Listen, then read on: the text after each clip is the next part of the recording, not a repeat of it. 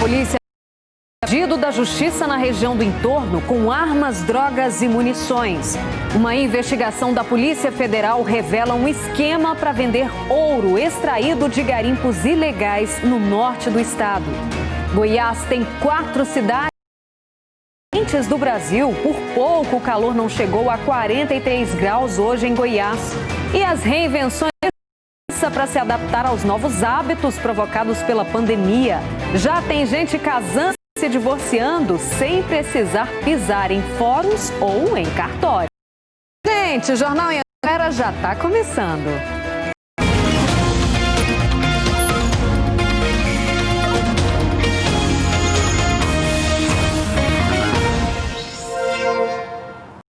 Muito boa noite para você. Agora são 6h58. E olha, uma investigação da Polícia Federal revelou um esquema para vender ouro extraído de garimpos ilegais em Uruaçu e São Luís do Norte. Estão na mira da PF os garimpeiros e também os empresários que compravam o ouro de forma totalmente legal. R$96 mil em dinheiro e 7 quilos de ouro em estado natural. Tudo estava dentro desse cofre numa casa onde funcionava um laboratório de fundição.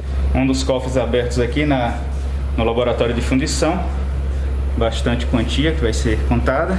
Aqui a polícia encontrou um forno improvisado e um molde para fazer barras de ouro, além de mercúrio, metal muito perigoso usado para separar o ouro e que precisa de licença ambiental para ser manipulado. Segundo investigadores, o ouro era extraído ilegalmente em rios de São Luís do Norte e Uruaçu, depois comercializado com 2 empresários que beneficiavam o produto.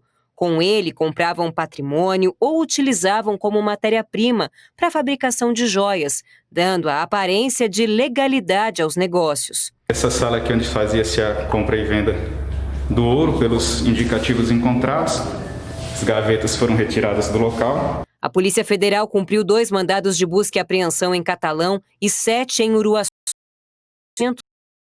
que os policiais acreditam que serviam para transportar pedras de ouro. A investigação começou no fim do ano passado, depois da apreensão de 2 balsas no Rio das Almas, usadas na extração ilegal de ouro. Foi aí que descobriram um esquema organizado com 8 pessoas e 2 empresários compradores. Um deles foi preso hoje por posse ilegal de arma de fogo. Um dos garimpeiros investigados contou à polícia que o esquema é antigo, que esse ouro extraído ilegalmente é vendido desde 1986 para um dos compradores identificados na operação. Agora, a Polícia Federal quer saber para onde vai esse material vendido. Eles compram o ouro in natura, fundem o ouro, transformam o ouro em barra e a partir daí eu quero saber para onde vai. Essa é uma nova fase da investigação, certo? De que forma que esse ouro está sendo branqueado. A polícia de Valparaíso prendeu o fugido da justiça suspeito de tráfico de drogas. Na casa dele foram encontrados drogas, arma, munições e mais de R$30 mil em dinheiro. A Daiane Jardim está chegando com mais informações sobre essa prisão, porque foi um trabalho realizado em conjunto com os policiais lá do entorno, né, Daiane? Boa noite para você. Exatamente, um trabalho em conjunto com polícias civil e militar de Valparaíso. Rosane, boa noite para você, boa noite a todos. A Polícia Civil chegou até esse suspeito após investigação. Ao buscá-lo, ele avistou a chegada dos civis e tentou fugir. Mas se atrapalhou na direção do veículo em que dirigia, bateu em vários outros carros e acabou sendo pego. A polícia militar, então, foi acionada, fez uma varredura no carro dele e encontrou drogas. Logo depois, eles foram até a casa do suspeito e lá encontraram muito mais coisa. Foram vários tabletes de cocaína, balança de precisão, vários pinos para vender a cocaína de forma fracionada, R$30 mil em dinheiro, documentos falsos, celulares. Encontraram também um revólver calibre 38 e vários carregadores de pistola. Foi então cumprido um mandado de prisão por tráfico de drogas que havia em aberto contra ele, que havia sido expedido em Santo Antônio do Descoberto, e ele então foi autuado em flagrante por uso pela posse de armas e de munições de uso restrito e também por uso de documentos falsos, Rosane. quanta coisa, hein? Obrigada, Daiane. E olha, um homem foi preso entre 3 ranchos por tráfico de drogas. Com ele, os policiais encontraram 550 comprimidos de êxtase. Ele estava sendo monitorado pelo Departamento de Narcóticos de Goiânia. A droga estava dentro de 2 caixas de som e, de acordo com as investigações, o homem foi preso e deve responder por tráfico de drogas. E a Polícia Militar recuperou 135 sacos de sementes avaliados em R$90 mil em Golvelândia. A PM disse que eles teriam sido furtados numa fazenda de Quirinópolis. Os policiais encontraram as sementes num galpão. Por enquanto, ninguém foi preso. E olha, a Companhia Nacional de Abastecimento divulgou hoje as projeções para a próxima safra de grãos. Os dados são importantes para projetar a economia do país para o próximo ano, mesmo em meio à pandemia. A previsão é de mais um ano de ritmo acelerado nas lavouras do Brasil. O agronegócio, mais uma vez, será a redenção da nossa economia. No termos de produção interna, no termos de produtividade e ainda mais pensando com relação à nossa balança comercial. Dados da Conab mostram que, mesmo em tempos de pandemia, a agricultura deve ter mais um recorde de produção de grãos, com mais de 268 milhões de toneladas. Crescimento de mais de 4% em relação à última safra. Destaque mais uma vez para a soja, que deve ter uma colheita de quase 134 milhões de toneladas, número que mantém o Brasil como o maior produtor mundial do grão. A expectativa é que a gente plante ela, colhe, que vender praticamente já venderam quase tudo já, Mas só quanto mais você produz, mais uns carocinhos de soja sobra para você vender. Os produtores estão muito satisfeitos. As projeções da Conab são feitas em cima de intenções de plantio, imagens de satélite e previsões do clima, quantidade de chuva, de sol, horas de frio e de calor. Tudo isso influencia na Goiás. O plantio da soja está atrasado. A falta de chuva impede as máquinas de depositarem as sementes na terra. Porque o que manda, faz a hora de plantar a soja é quando a terra está molhada. Então a gente tem que atingir uns 80 milímetros de chuva para poder depois começar a semear a soja. O milho também deve ter um crescimento de quase 3% na colheita. São esperados mais de 105 milhões de toneladas. A área de cultivo do arroz e do feijão vão aumentar, mas a expectativa das duas climático, e nós estamos vendo aqui, por exemplo, uma temporada de seca com temperaturas bastante elevadas, possa prejudicar a produtividade dessas lavouras. Mesmo assim, no caso do arroz, a Conab acredita que a suspensão na tarifa externa comum e a nova safra consigam segurar os preços para o consumidor. Em janeiro já começamos aí a ter os primeiros lotes que serão colhidos da nova safra. Então acreditamos que o pico dos preços tenha sido superado com essas medidas.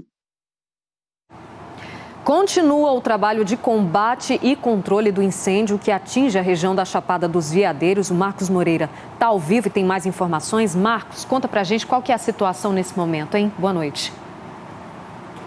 Oi, Rosane, boa noite para você, boa noite a todos que nos assistem. Então, os trabalhos se concentram ali na Serra de Santana, que é uma região que fica dentro do Parque Nacional da Chapada dos Veadeiros. No topo dessa serra e também na APA de Pozoal, o fogo já foi controlado, mas os bombeiros ainda continuam no local em vigilância caso surjam novos focos de incêndio. Já foram lançados aí em 6 aeronaves da Brigada Aérea mais de 1 milhão de litros nas áreas atingidas. No momento, o trabalho está sendo feito aí de combate às chamas por 110 homens, entre bombeiros, brigadistas e também moradores lá na região que se voluntariaram para ajudar aí no combate às chamas. Esse incêndio já começou há mais de 15 dias, de acordo com o Corpo de Bombeiros, a área total queimada aí já ultrapassa 67 mil hectares, 17 mil hectares dentro do Parque Nacional. O Parque Nacional foi reaberto para visitação, mas deve passar aí por um monitoramento, Rosane, pelos próximos dias, para saber, né, se deve ou não continuar aberto, já que o incêndio não foi, de fato, totalmente extinguido. Rosane. Tá certo, obrigada, Marcos. E olha, atendendo a um pedido do Ministério Público Eleitoral, a Justiça decidiu limitar atos de campanha eleitoral em Rio Verde. Então vamos para lá conversar com a Ana Paula Moreira, que tem as informações para a gente. Boa noite para você, Ana Paula. Oi, Rosane, boa noite para você, boa noite para todo mundo que acompanha a gente. Olha, por conta da calamidade, da situação da Covid-19 aqui no município, o juiz da 30ª Zona Eleitoral aqui de Rio Verde, Márcio Marrone Xavier, acatou então um pedido do Ministério Público e emitiu uma decisão liminar sobre algumas regras que os candidatos e os partidos vão ter que seguir agora. Sobre essa decisão, a gente até preparou uma cartela, olha só. A partir de agora, não pode mais se realizar reuniões presenciais com mais de 10 pessoas. Não pode realizar passeatas. Comícios também só em sistema drive-in, que é que as pessoas ficam dentro do carro. As carreatas estão permitidas, mas não pode acontecer aquelas aglomerações de pessoas que ficam em cima da carroceria das caminhonetes. E olha, a multa para o partido ou para o candidato que descumprir alguma dessas normas é de R$10 mil. A fiscalização disso tudo vai ficar por conta, então, da Polícia Militar e também do Ministério Público. Hoje a gente conversou, então, com a promotora do Ministério Público, né, que fez esse pedido, e ela explicou para a gente sobre essa decisão. Acompanhar. Essa decisão ela é baseada, né, numa norma técnica da Secretaria Estadual de Saúde, que subsidiou para que fossem adotadas as medidas necessárias, né? Entre elas, a norma técnica indica, né, o que a gente já sabe um pouco em relação à pandemia. A decisão foi preferida, é uma decisão liminar ainda, mas ela já está em vigência. Olha, uma decisão parecida foi tomada também, já entrou em vigor lá em Montevidéu, que também fica aqui no sudoeste do estado, e também lá em Catalão. O Ministério Público fez um acordo com os partidos e os candidatos. Lá, a partir de agora, a modalidade de comício só na modalidade drive-in, reunião política em ambiente fechado, só que no máximo 10 pessoas, em ambiente aberto com no máximo 50 pessoas, e também está proibido soltar fogos de artifício. Volto com você, Rosane. Obrigada, Ana Paula. Vamos mudar de assunto? Calorão continua, né, gente? Em Itumbiara, a cidade registrou recorde de temperatura essa semana, 42 graus.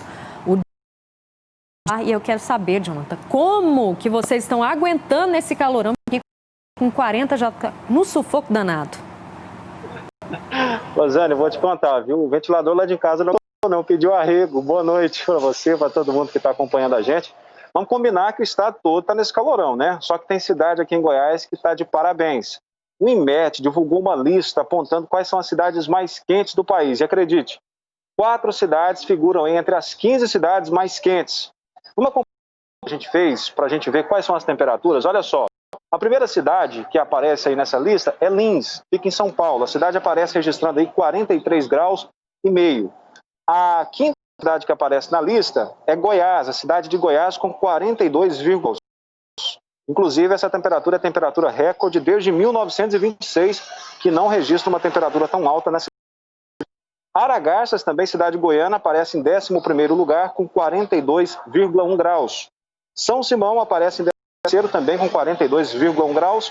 E aqui, Itumbiara, na região sul do estado, aparece em 14º lugar com 42 graus, e esse é um recorde registrado desde 1989. Itumbiara já tinha aparecido aí entre as 20 cidades mais quentes do estado, e agora aparece, portanto, em 14º lugar. E a notícia boa, Rosane, é que aqui em Itumbiara há possibilidade de chuvas a partir da tarde de amanhã. Pelo menos é o que diz o INMET. É porque uma frente por aí do sul do país, empurrando chuvas aí para São Paulo, Minas Gerais, e vamos torcer para essas chuvas chegar aqui em Itumbiara. Pelo menos essa é a nossa torcida, né, Rosane? Inveja de vocês. Obrigada, viu, Jonathan, pelas informações. Não tá dando trégua, não, gente. Em algumas regiões, a semana termina ainda mais quente. Quer ver? Roda aí a previsão do tempo.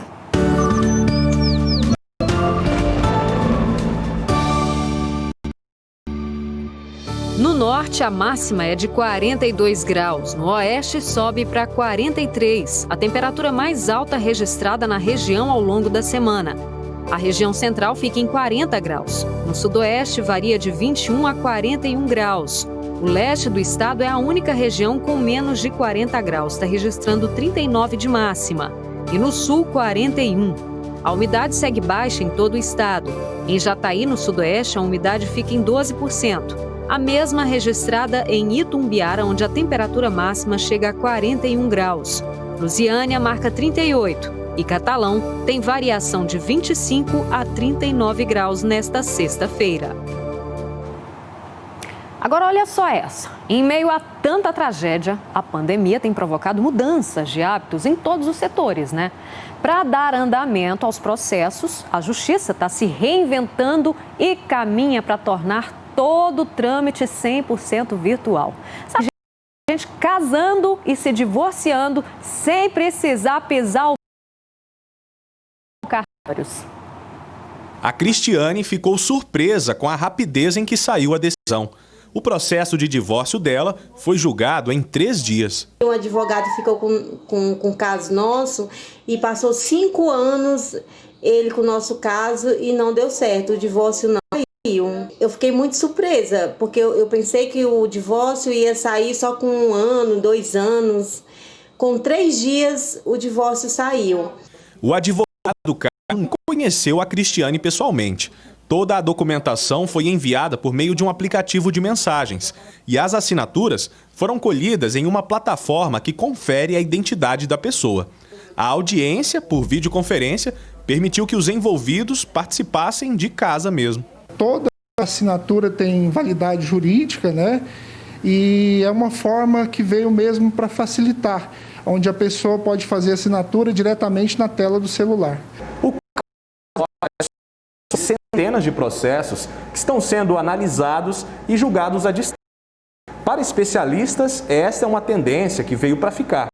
A migração para o ambiente virtual era algo que já estava a caminho. Aí veio a pandemia e acelerou tudo. Então, o que observou agora com a pandemia, com o isolamento social, é que esses atos que antes eram presenciais passaram também a ser virtuais. A primária é justamente essa. Uma rapidez, uma agilidade, porque a justiça boa é a justiça que entrega o que o cidadão foi buscar, mas de maneira rápida. E foi por uma videoconferência que o Augusto para o outro. É de livre e espontânea vontade casar-se com Augusto Melo de Oliveira? Sim. Foi o primeiro casamento civil realizado 100% online em Goiás. Em setembro, a Corregedoria Geral da Justiça no Estado autorizou casamentos por videoconferência. Isso deu ao jovem casal que mora em Goiânia a chance de se casarem oficialmente, mesmo durante a pandemia. Apesar da cerimônia ter sido bem rapidinha, foi muito cômodo, muito aconchegante, muito importante. E nós nos sentimos seguros e muito felizes na nossa casa. E a seguir tem informações sobre o caso Padre Robson. O Ministério Público de Goiás disse hoje que tem novas provas das irregularidades na Associação Filhos do Pai Eterno. Você vê imagens de Anápolis, 33 graus por lá.